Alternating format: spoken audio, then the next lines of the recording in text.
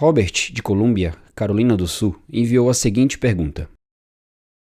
Pastor John, me pergunto se há situações em que há necessidade de um tempo separado para as crianças durante o culto. A nossa igreja está lutando contra este problema.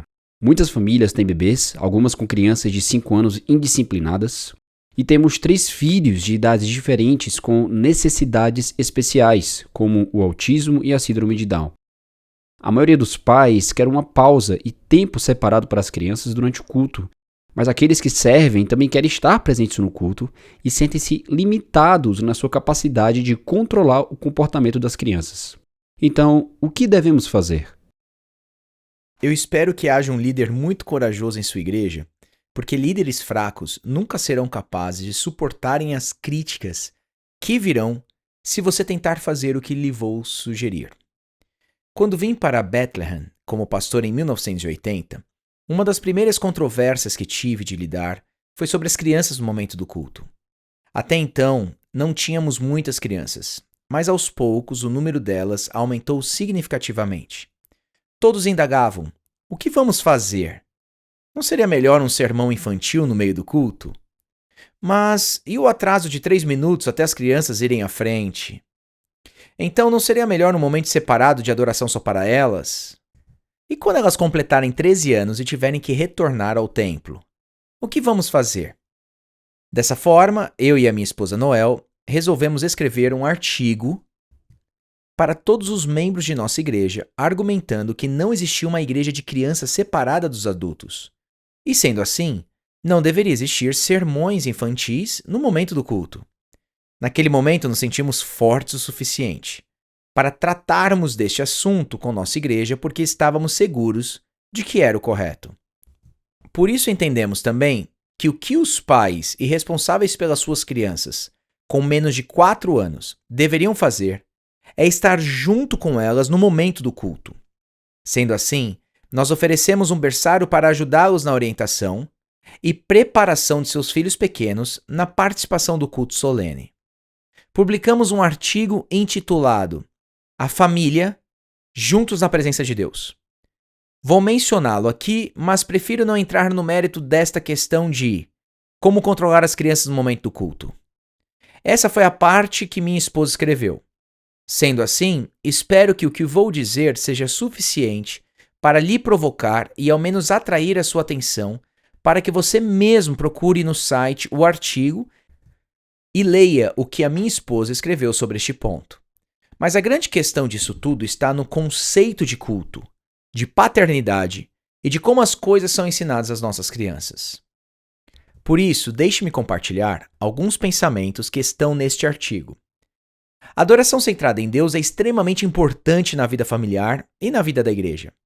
Nos meus 33 anos de pastorado, sempre nos aproximamos do culto dominical da manhã com enorme expectativa e seriedade. Pense em uma alegria séria, uma alegria reverente e profunda. Sempre fomos um povo alegre em Bethlehem.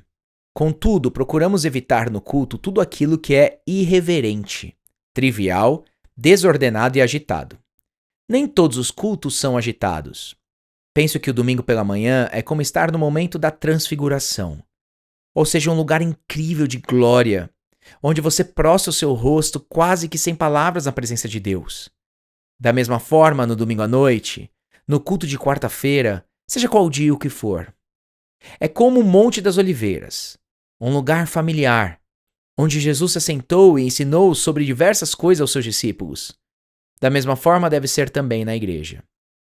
Nós nunca tivemos um sermão infantil como parte do culto de domingo de manhã.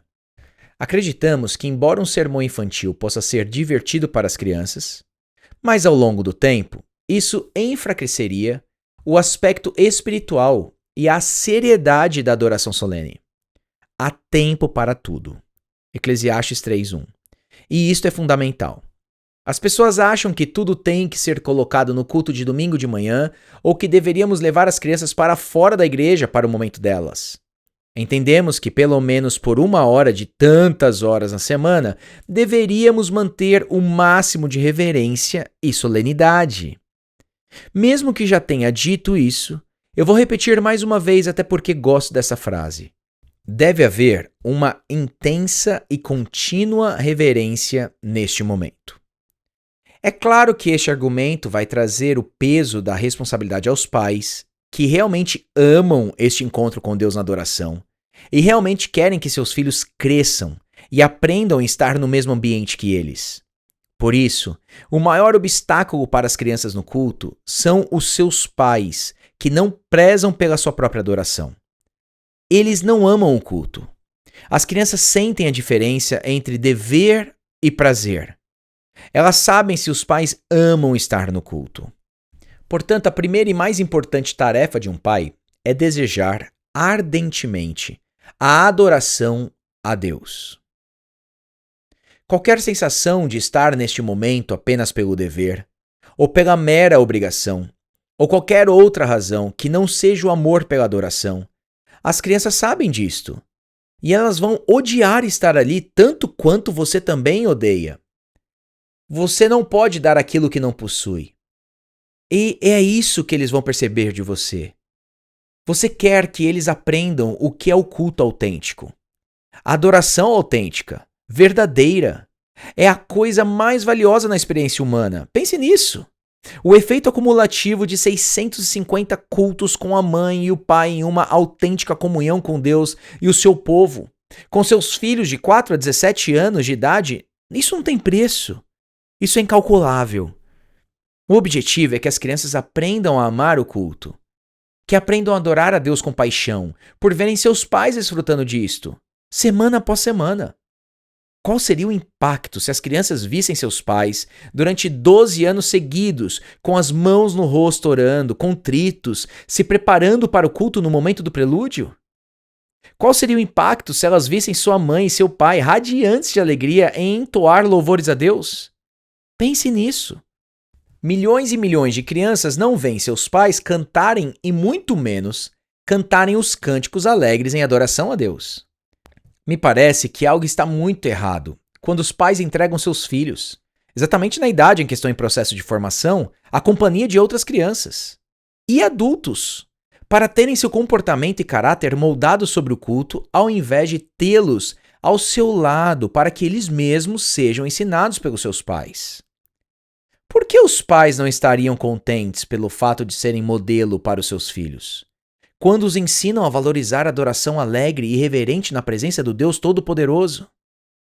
Agora, eu sei que isso diz muito a respeito às suas mentes. Temos que admitir, eles ainda são principiantes. Por exemplo, a língua inglesa está em suas mentes logo que eles saem do útero. Mas nós não dizemos: bem, vamos colocá-los com outras crianças que também são limitadas para que possam aprender uma ou duas palavras. Não. Nós a mergulhamos em nosso idioma todos os dias, sabendo que mesmo que não compreendam 90% do que falamos, mas, pela convivência diária, temos a expectativa e esperança de que ao longo do tempo, eles alegremente dominem o idioma da mesma forma que nós. Isso também se aplica à adoração.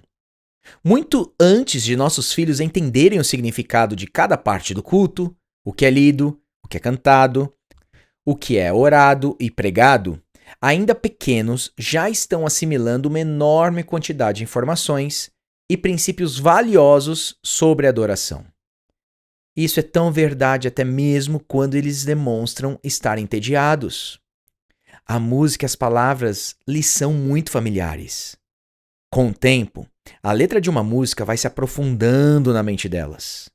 Com o tempo, elas irão assimilar cada momento do culto. Mesmo que a maior parte do sermão vá para a parte direita de sua mente, a experiência tem demonstrado que as crianças lembram informações que lhe foram marcantes em sua lembrança. O conteúdo das orações, músicas e do sermão dá o privilégio único para ensinar a seus filhos as grandes verdades da fé. Eis uma grande oportunidade. Se os pais aprenderem a indagar seus filhos e explicar a eles o que foi cantado e falado no culto, isso será muito valioso para o crescimento deles ao longo do tempo, no conhecimento sobre Deus. O sentimento de solenidade e reverência é algo que as crianças devem exercitar na presença de Deus. Elas devem perceber que este é um momento sagrado, em um lugar também sagrado. Essa é uma experiência que elas não terão no culto infantil. Infelizmente, é provável que isso também não tenha acontecido com muitos adultos quando, no momento da adoração, consideram em primeiro lugar as conversas paralelas e triviais. Uma alegria exagerada e entusiasmo horizontal, em vez da alegria e entusiasmo vertical. O objetivo de tudo isto é despertá-los não apenas a ternura e a intimidade com Deus, mas também a percepção clara de sua grandeza e majestade. Portanto, estas são algumas considerações do porquê é tão importante ter os nossos filhos no culto solene. Há muito mais coisas para serem ditas aqui, especialmente sobre a familiaridade e disciplina aplicada em nossos lares, para que tudo isso se torne possível. Mas você pode ir ao artigo e verificar com mais detalhes o que a minha esposa Noel tem a dizer sobre essa questão do ensino e preparação de nossas crianças em casa. Como disse anteriormente, e com sinceridade, a razão de nos encontrarmos solenemente com Deus vivo deve ser, acima de tudo, o nosso amor e desejo pela sua presença. Essa deve ser a maior razão de nós pais em relação ao culto. E não há melhor lugar ou hora para estarmos com os nossos filhos. Você ouviu John Piper Responde, produzido por Desiring God, Ministério Fiel e Voltemos ao Evangelho. Para mais conteúdos gratuitos, acesse ministériofiel.com.br e voltemosaoevangelho.com.